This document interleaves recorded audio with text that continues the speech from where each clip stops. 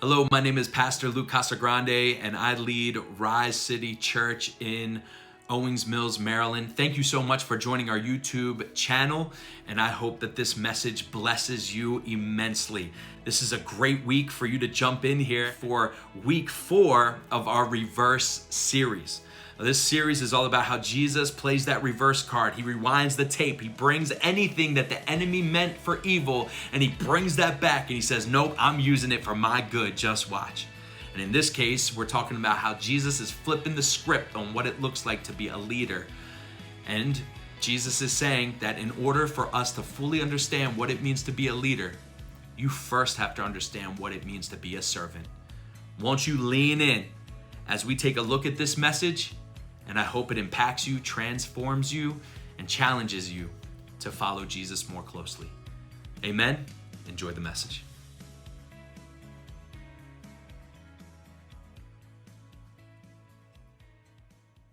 Couple of things. I'm so glad that Elena is standing on her feet. Can y'all just give it up for Elena? She's passing out these. Elena is such a humble servant. She's been coming to Rise City Church. She met with us online. She's been coming here, so it's been almost a year. And for almost every weekend of that year, Elena shows up at like 8:15. Almost every single Sunday, she shows up and she helps set up that. So I wanted to give Elena a Chipotle gift card to hook that up. This Chipotle gift card, because she's going to need that protein for a couple weeks from now, because Elena does strength training. Y'all might not know. She is a strong girl. She's going to need that chicken bowl. Please. Thank Elena. She needs the thanks because she's here. Also, I wanted to, is Jordan in the house? I wanted to make sure that Jordan gets a little something too. Yeah. So Jordan now has committed. So everybody say committed. Committed. Jordan has committed to meeting with me at 7:15 at his house every Sunday morning to get here by 7:30 so that he could help me set this space up for worship. So Jordan, here's something you might not know about Jordan. He is all about the food. He loves wings and cheesesteaks. So I'm going to hook this up, $25 to O'Charlie's cheesesteaks, you know. So that's a cool thing because like in the morning, on Sunday morning, I get to hang out with Jordan. I get to pick him up, and I'm refreshed. I'm looking good. I'm spring chicken refreshed. You know, I'm bright-eyed, bushy-tailed refreshed. And so I show up, and here comes Jordan, hoodie, you know, hey, what's up, Pastor? How you doing? And then so he needs a little, he needs some of that juice, you know what I mean? And then he's here, and he's like, all right, what do we got to do? And we just get it in here, man. We just get it all into this school. Yeah, you can sit down now. You just get, sir.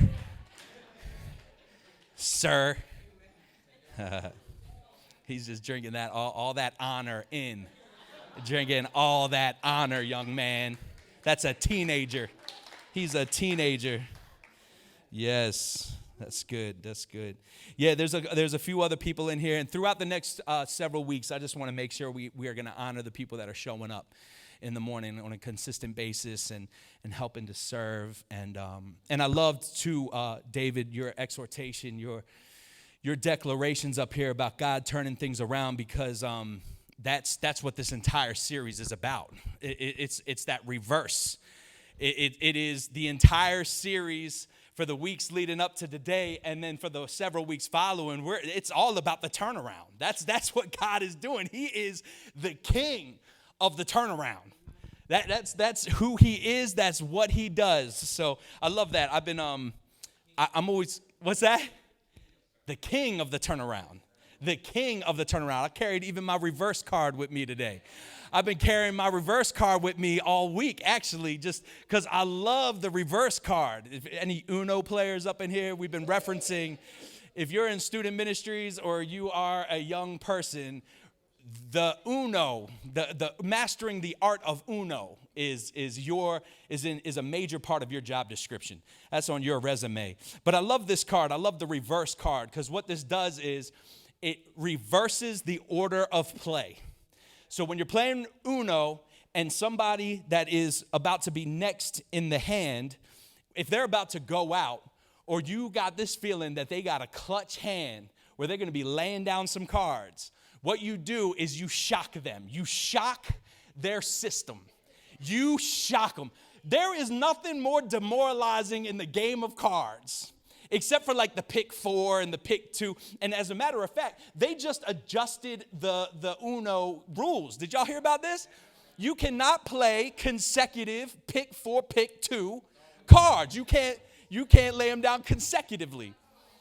I remember when we used to just lay a whole deck down of pick 2, pick 4s, just laying them, pick 2, pick 4, draw again, draw 2, right? That's how you do it. Hey, you play the cards you're dealt. But the next one is when somebody is so amped up. They are so amped that they're about to go out, and then you just lay this. And some of them, I think all right, there's the ones that are real loud and obnoxious about it, like, blah. And they throw it down. They're like, eat that. But then there's the subtle ones. You know, like the subtle, quiet ones who are just like, there you go. And that kind of hurts worse, you know, because they're like, oh, too bad, so sad. That's my wife, Cal. That's how she plays it. Real savage like that. Oh, that's cute, babe. Too bad, so sad. There's your reverse. You're going to reverse the order of play away from you and back into the favor of the rest of the group, right? You're about to go out. Now we're against you. So now we're going to reverse the order of play back into our favor. I love how in this week we are talking about how Jesus plays quite a reverse card. He plays a monster reverse card, and we see the reverse all over this text. We see that reverse all over this text, and he plays it in the face of his disciples. Like, he really hits them with the reverse card. He hits them big time. He checks their spirit, man. This is the hip check in hockey. If he's got them and they think they're big and bad up against the boards, and he just comes in and he goes, wham, hip check right into the side of right into the glass. And they're like, oh, ow, that hurt a little bit. But it's amazing as when they collect themselves, they really get what God is saying. What God is saying. Here's what it says in John chapter 13, starting at verse 3. It says, Jesus knew that the Father had put all things under his power. Jesus knew that the Father had put all things under his power. Y'all see that okay? Jesus knew that the Father had put all things under his power.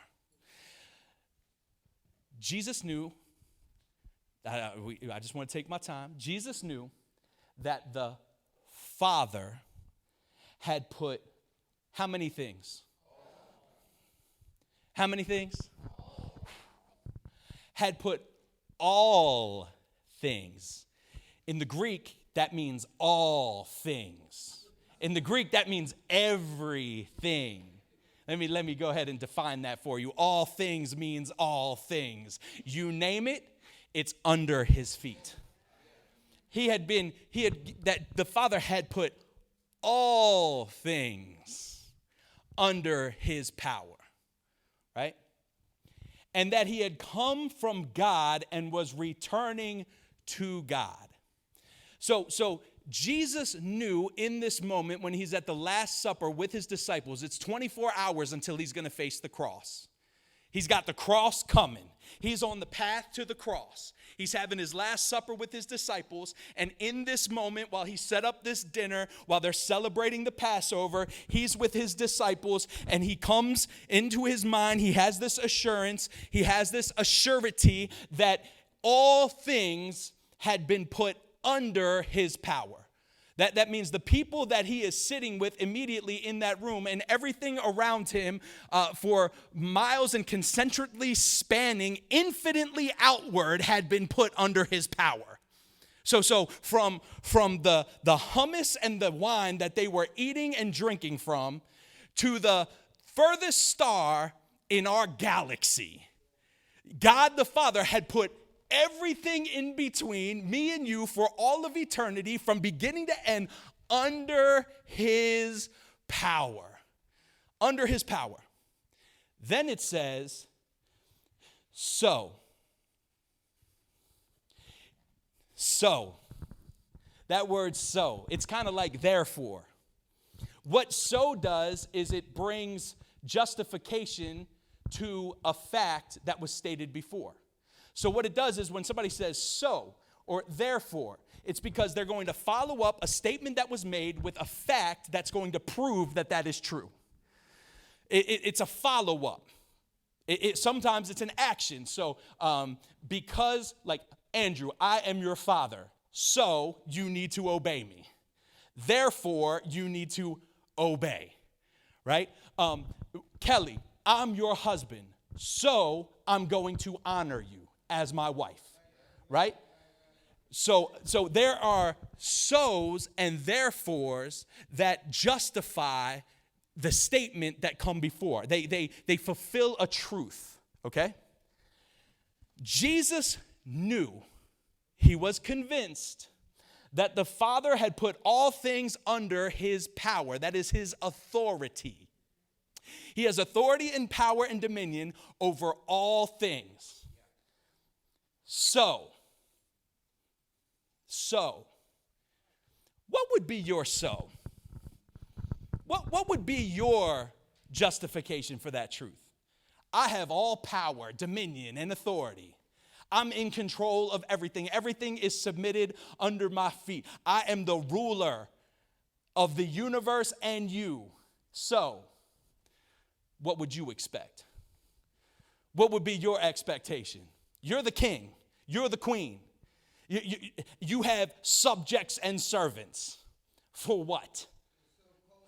For what? It's so cold outside, therefore I'm going to wear my jacket, Sam. Right. So if you have this power, this dominion, this authority, you're seated in this place, what's the so?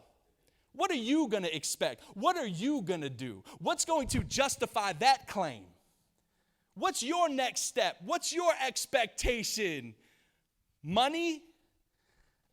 Like I get anything I want, the attainment of wealth, like feed me, servants, land. What's your so? What are you entitled to? What's your entitlement if you are that? Think about it. If I was king of the world and flying, Titanic, what would be your so? You can have anything. Ooh. And some of y'all are just really trying not to go to that real dark place. Vegas, baby. I mean, Vegas. So, he got up from the meal, and he took off his outer clothing and wrapped a towel around his waist. He poured water into a basin and began to wash his disciples' feet. He knew that all power and authority had been placed under him. So he gets up, takes off his outer clothing, puts on a towel, fills a water basin up, and begins to wash dirty, grimy, muck-covered, gunk-covered, dusty, crusty, cheese between the toes, nasty, Roman road walking, desert walking, nasty, unmanicured, unpedicured, untrimmed, callus-covered feet. That's his so. That is Jesus's so. Knowing that the Father had put all things under his power, under him, he gets up from the meal. That means the king stops eating. the king gets up from the meal. Who's more entitled to a meal than the king in the presence of his servants, in the presence of his council? Who's more entitled to the meal? The king's gonna get up from the meal? No way. No way. Not in my kingdom. Sorry, I'm just not that humble.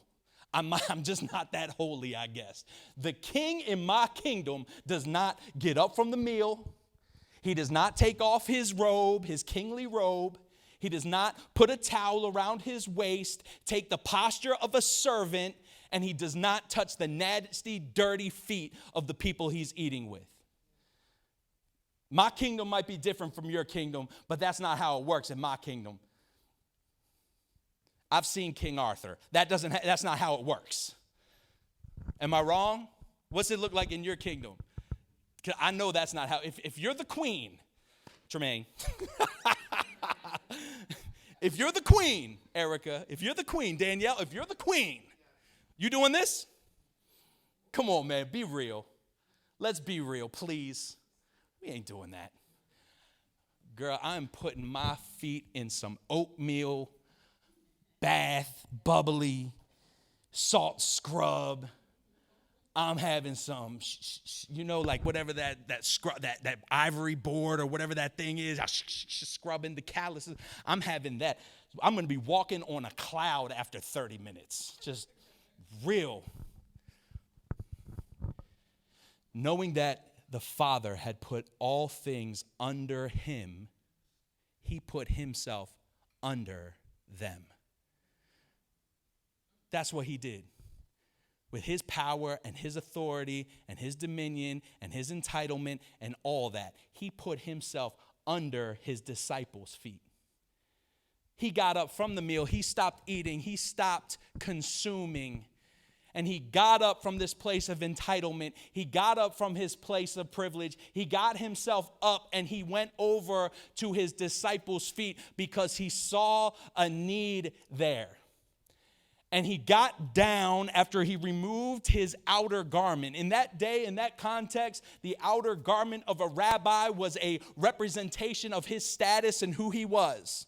Someone to be respected, somebody to be seated in a place of honor. Those markings were embroidered into the hem of his robe.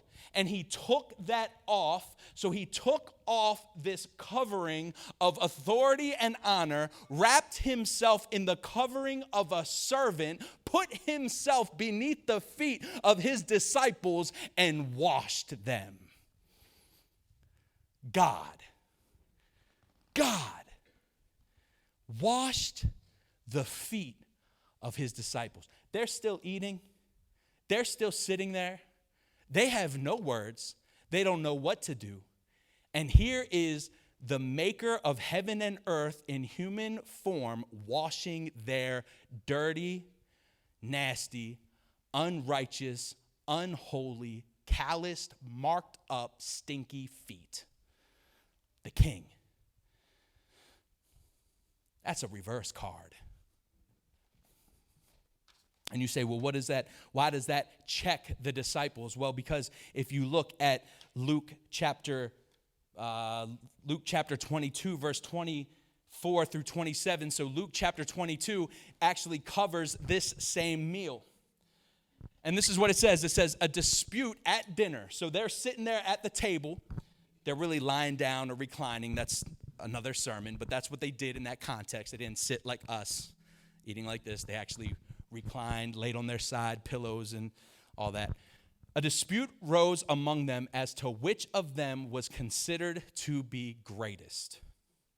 And Jesus said to them, the kings of the Gentiles lord it over them, and those who exercise authority over them call themselves benefactors. Next slide. But you are not to be like that. That's not how you're supposed to be.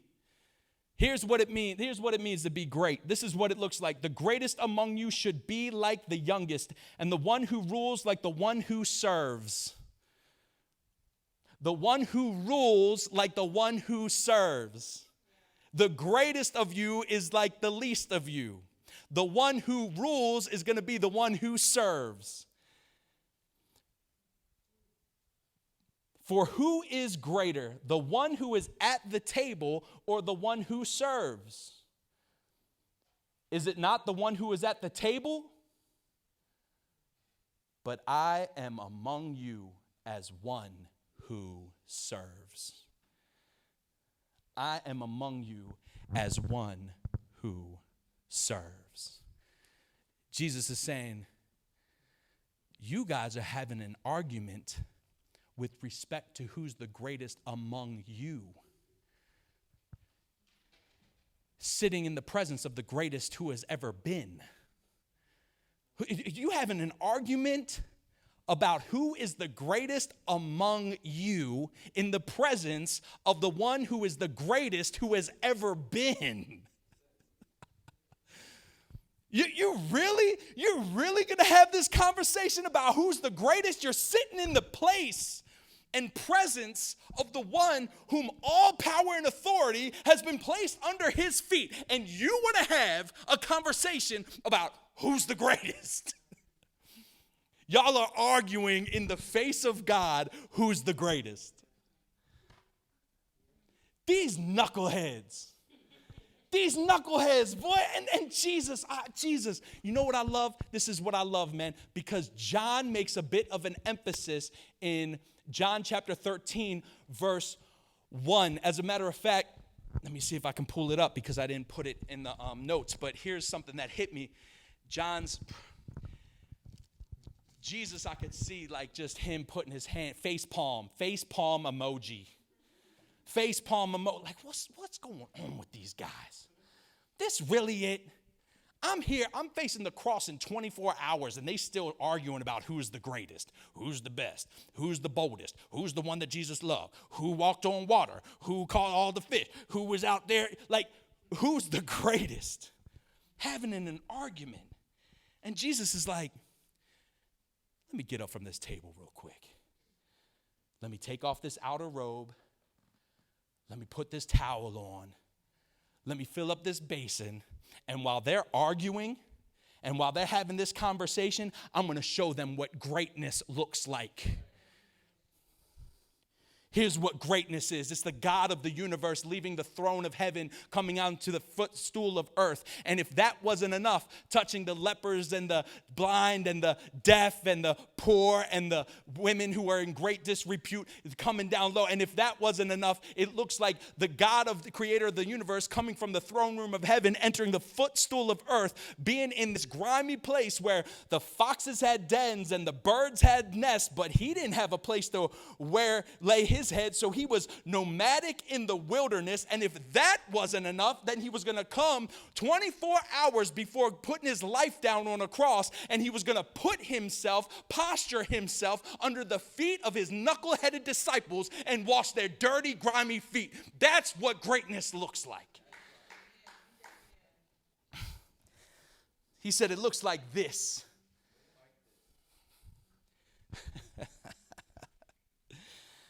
I love this. It says, and I think John is really intentional about putting this in here because he knows that Jesus needed to be patient with them.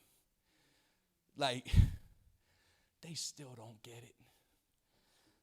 I love what he says. So simple. In verse 1, we'd call it John chapter 13, verse 1b, because it's like the last statement in verse 1. It says he loved them to the end. He said he knows that the hour would come, he would depart out of this world to the Father. Having loved his own who were in the world, he loved them to the end. He's like, here Jesus is still loving us. He's still loving us.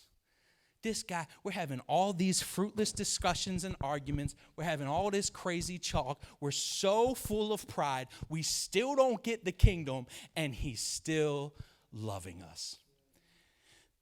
Judas is here. Judas Iscariot, the one who's going to betray him for some silver, is there. He loved him to the end. He loved them to the end. He's washing the feet of his disciples. Jesus pulls the reverse card on being the greatest.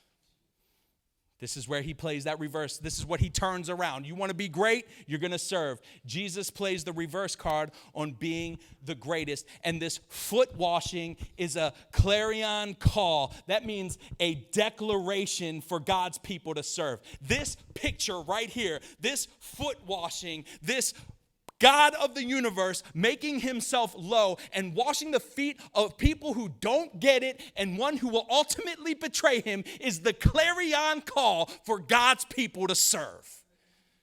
Clarion call, what's that? It's just a Middle Ages, medieval way of saying declaration. They used to play that clarion trumpet.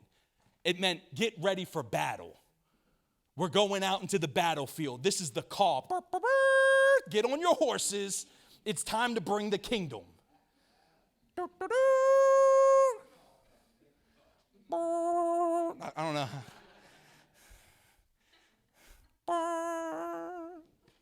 Hear that? It's the clarion call. Time to go to battle. It's the call. Jesus is saying, pay attention. This right here, preaching every Sunday, being on this stage, this is not greatness. The greatness is not here. The greatness is a young man showing up at 7:30 in the morning carrying speakers and drape and chests and all these tables and all this stuff into the school at 7:30 in the morning. That's where the greatness is.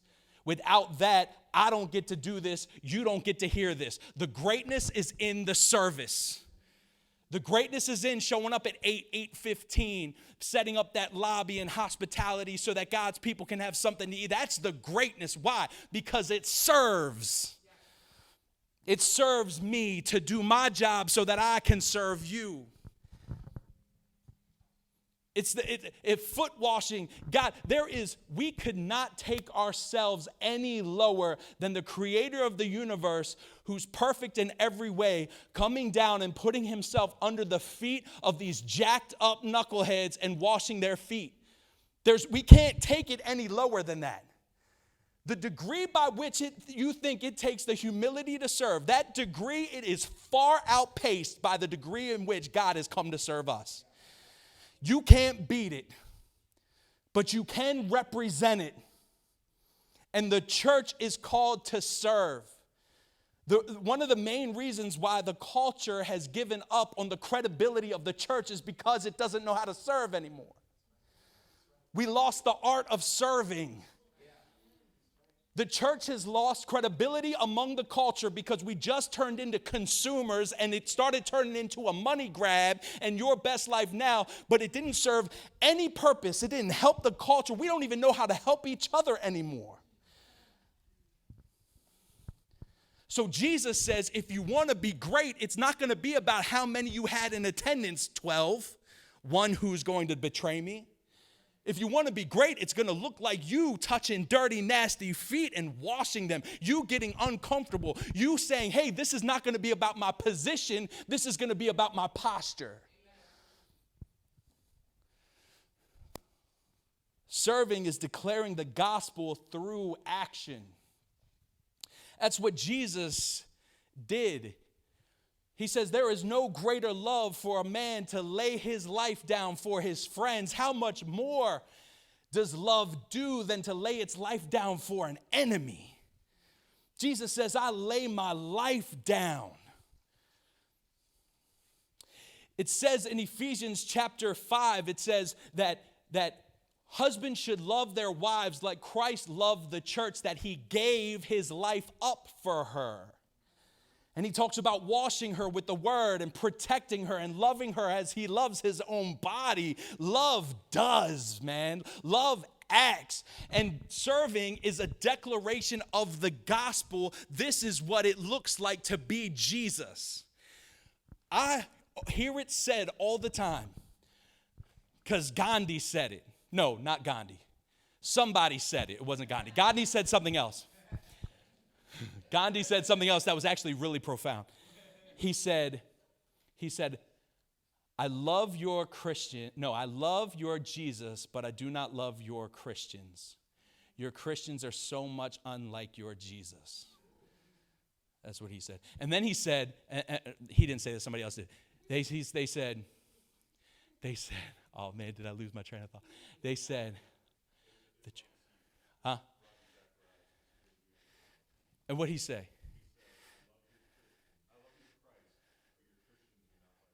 Right. Oh, there was another piece about serving, though. Declaration of the. Oh, here's what I hear it said.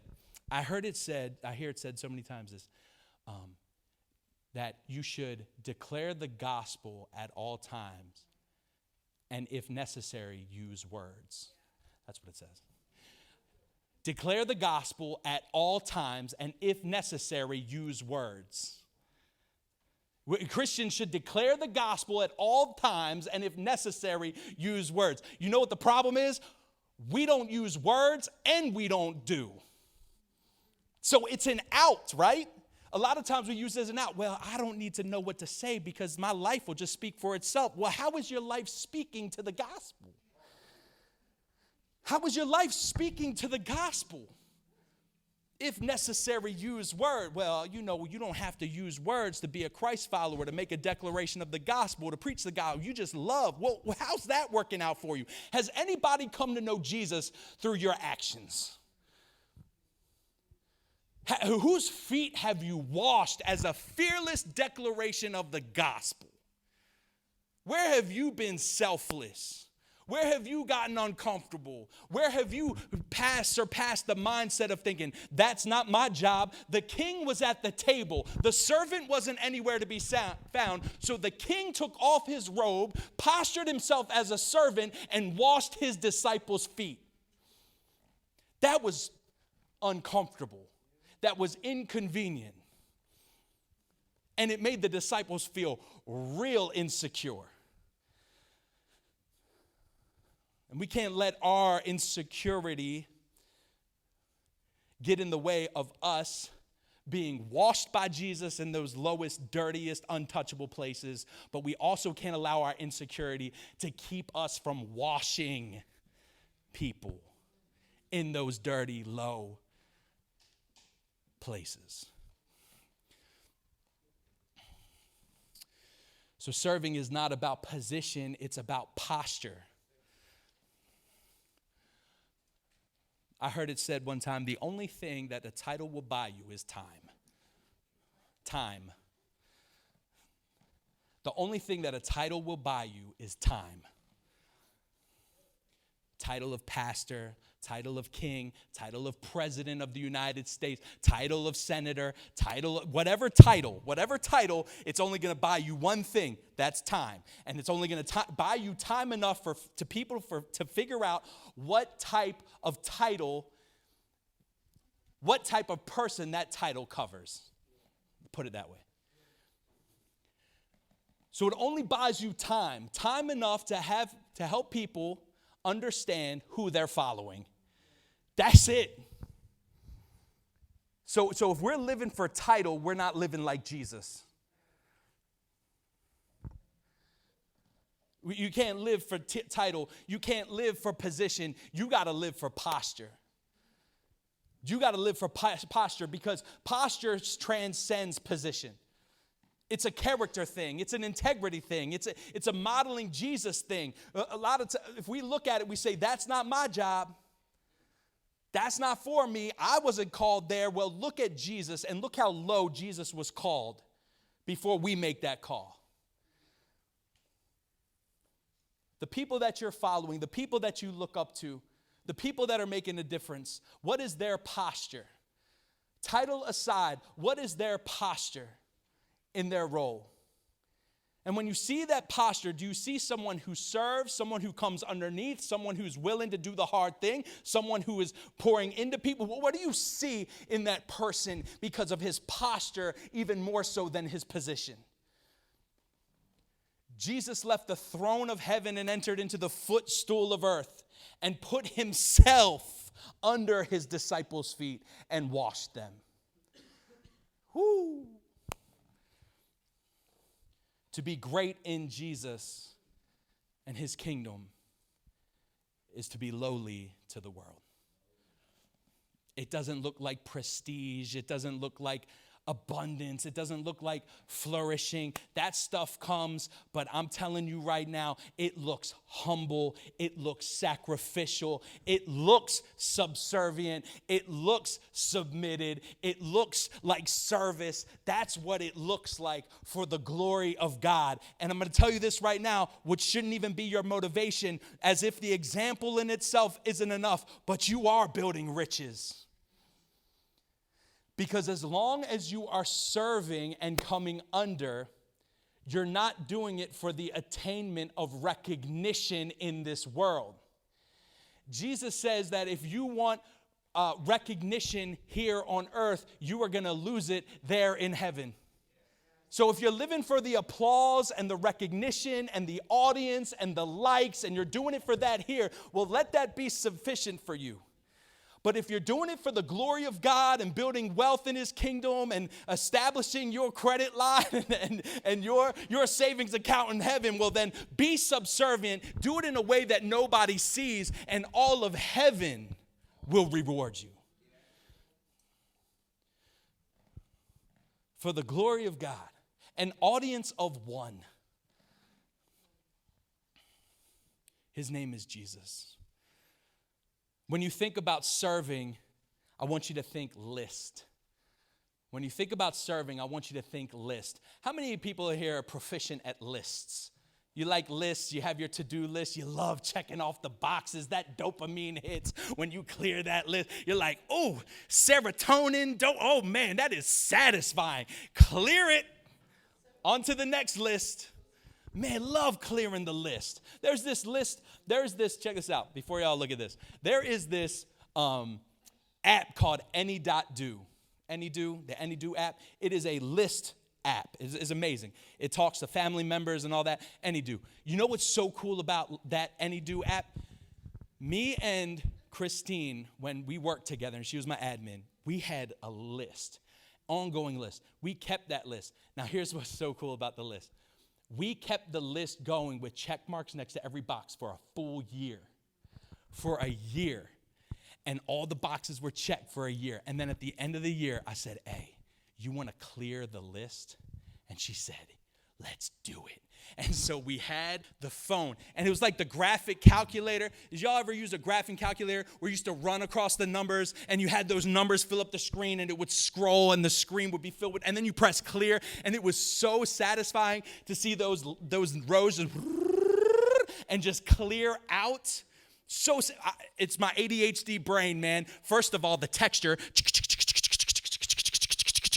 and then it's just those numbers coming, then clear, whoop. Clear, disappeared. Bro, we did that, man. We cleared that list.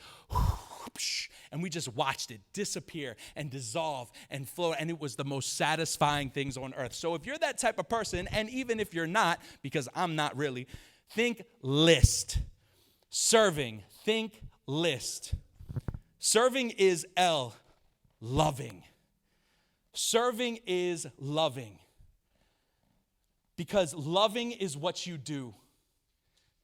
Me and my wife can be in the same room. I love you, babe. I love you. Yeah, but if you don't do those dishes, I'm not going to believe you. If you don't empty that dishwasher, if you don't fold that laundry, if you don't help me with the floors, if you don't pick up the kids, if you don't help me with these kids, I don't know how much I believe you that you love me unless you do something. You better do something, because love does. Love is what you do. It's not what you say. It's not what you feel. It's what you do. I put these little hashtags next to your fill in the blanks. I thought they were cute. Loving, it's what you do. Because loving is connected to serving. So it wasn't enough for Jesus to sit there in the table and say, love one another as I have loved you. No, he took off his outer robe, put himself under his disciples' feet, and washed them. Because love is what you do. Serving is loving, and it's what we do. We're called to serve. It's a clarion call. Jesus says, do this for one another. And he doesn't say this specifically. He says, I've given you this as an example. What you think is beneath you, you should actually put above you. What you think is beneath you, you should actually put above you and serve. 2, it's incarnational. So it's loving, it's incarnational. That's the I. Incarnational, what does that mean? It's who he is. It's the Spirit of God working through you. It's the Spirit of God becoming incarnate through you. You're showing Jesus to the world. This is what he does. It's incarnational. It's the Spirit taking on your flesh and serving and working through you. So it's loving and it's incarnational. It's who God is. That's why we serve. Serving is loving. Serving is incarnational. It's bringing the presence of Jesus into your environment and serving. What else is it? It's sacrificial. It's actually not serving unless it's sacrificial, unless it takes something. It's not serving unless it costs you something. Serving is not kindness. It's not a random act of kindness. It's not just like giving $1 every so often here and there. That's not serving. That's kindness. That's generosity.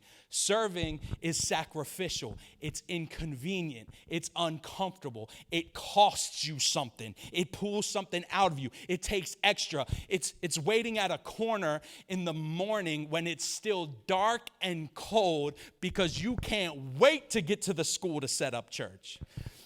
It's costs you something. It's sacrificial.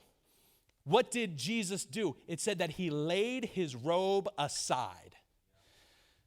It cost him something. He had to disrobe. He had to take off some of that royalty, that honorability, so that he could come under the disciples' feet. Lastly, it's transformational. That's the T. It's what it does. Here's what serving does. It changes you. It changes you. It makes you keenly aware of what it looks like to be Jesus. It puts you in tune with the kingdom and the kingdom work that he has called you to.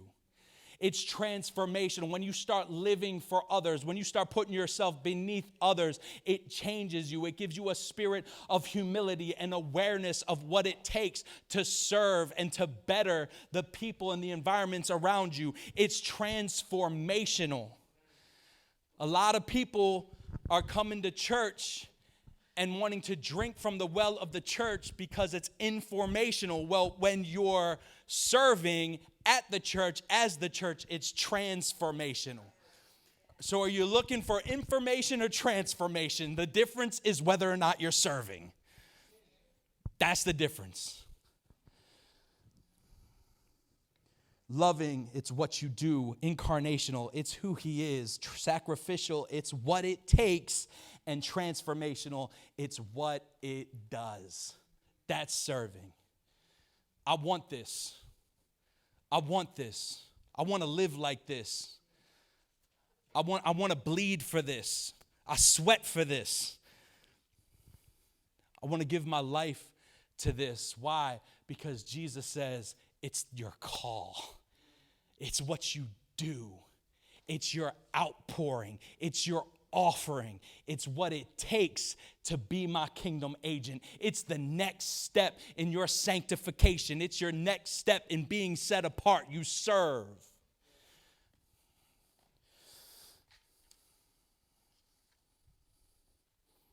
I'm going to end with this.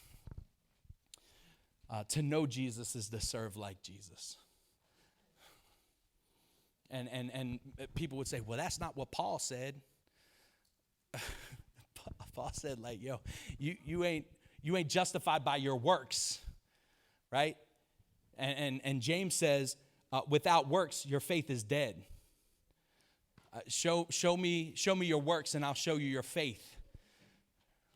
So our works, our service shows as a demonstration of how much we believe God, how much we trust Jesus. That's all. It doesn't get us to heaven, but it gets heaven through us. It reveals that heaven is in us. About 5 or 6 years ago, I was in Hartford Heights Elementary School on the east side. Yeah.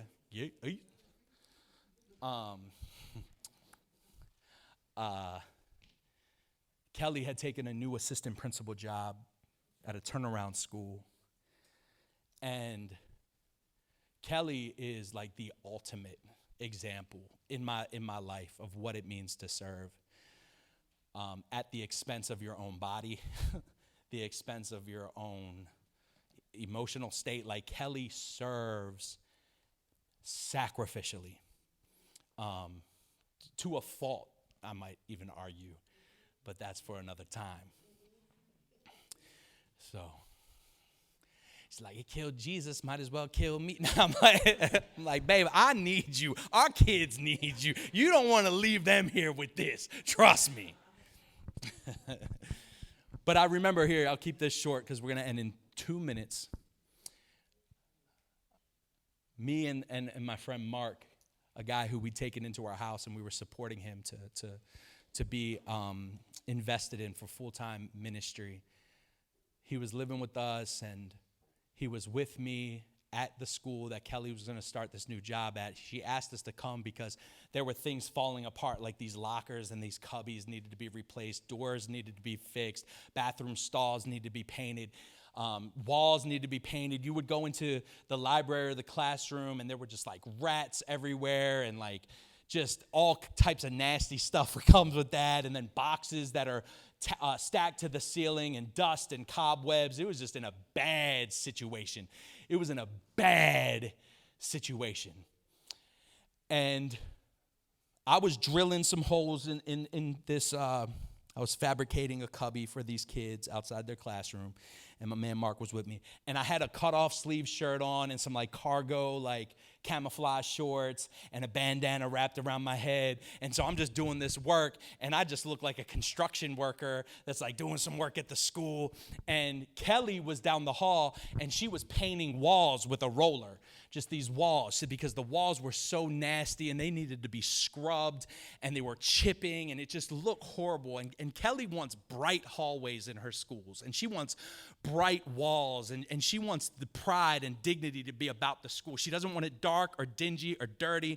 And she gets down on her knees. She's scrubbing floors where those rats had been. She's stacking books and breaking things down and filling up dumpsters. This is what she does. Like every year she does stuff like this. 2 tons of school supplies this year she distributed and organized with the help of teammates. And it is just crazy. So, and when I say 2 tons, like I mean 2 tons.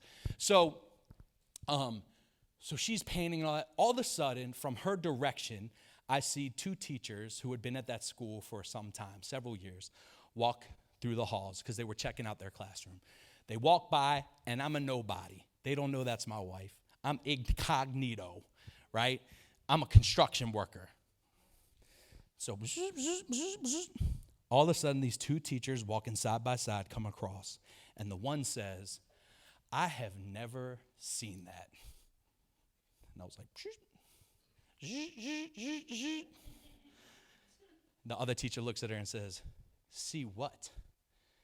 And the teacher goes, "An assistant principal, a principal doing something like that." She was like, "What?" And the teacher goes, "Painting the walls. Like painting the walls, scrubbing the floors. Like I've never seen an assistant principal with like a t-shirt and gym shorts on, sweating, serving the school." And she said, "I've never seen that." She said, "I've been at this school for years. I've never seen that in my life." And I'm sitting here going, they don't know what they're in for, boy. They do not know what they're in for. And then I'm like thinking to myself, I'm like, that's my wife. That's my wife. They don't know. They don't know, boy. I wish they knew. You should see the things that I see and the things that I know. They don't know. But it was so profound that those teachers walked by and said, "I've never seen that before." And the one girl said, "What?" She said, "An assistant principal painting walls and scrubbing floors." And the other teacher turned to her and said, "Who was the assistant principal?" And the girl said, "The one with the blonde ponytail that said hello to us while we were walking by." She said, "That's the principal? That's the assistant principal?" She said, "Yes, that was her, and I've never seen that before." Kelly serves in a way that models Jesus. She takes off the overcoat, business suit, whatever, and she lays that aside. She puts on those paint-covered gym shorts and T-shirt. She's in the hallway, and she serves so humbly that the teachers that are walking by don't even know that she's the assistant principal. Why? Because she takes the posture of a servant despite the position that she has. That's the call. Take it off and let your reputation precede you by way of your posture, not your position. It was one of the most powerful things I'd ever heard. Two strangers walking by going, wow, I've never seen that before. And the other one saying, what? An assistant principal that paints the school's walls and scrubs the floors? I've never seen. Who was that? The girl with the blonde ponytail. And I'm going, that's my wife.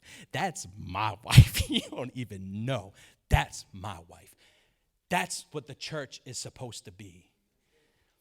That's the church in our culture. That's who we are to one another.